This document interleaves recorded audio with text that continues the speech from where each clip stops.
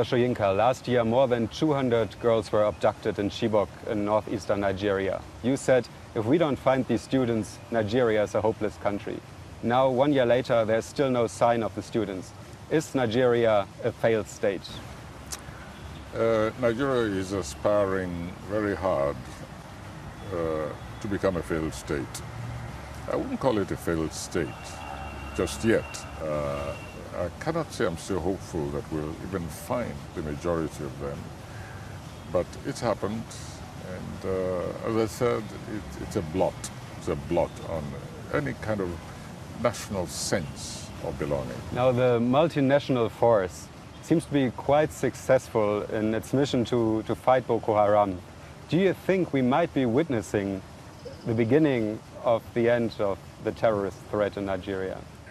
It'll take a generation at least to exterminate this phenomenon altogether, at least a full generation, because it's already embedded in human society, not merely Nigeria.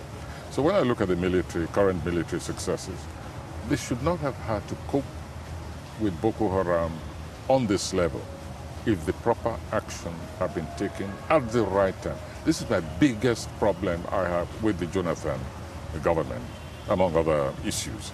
Do Nigerians really have a choice in this upcoming election? In my view, and I've stated this often, the present government has performed lamentably. On the other hand, the main opposition leader has a record, which is not one which any candidate should be proud of, and it's not one to which one leaps as, this is the answer. There are things behind the scene, and there have been meetings, names have been named. I've taken the trouble to check on these details. I'm speaking publicly about them for the first time only because I am absolutely satisfied and I have the details of such moves by some ex-military officers, some security officers who even are trying to push aside the political contestants and use the unrest as an excuse to hold an interim, to establish an interim government. So you think there might be a chance of a military coup in Nigeria very soon? The interesting thing about this is that the nature of the interim government wants to pretend that it's not really a military interregnum.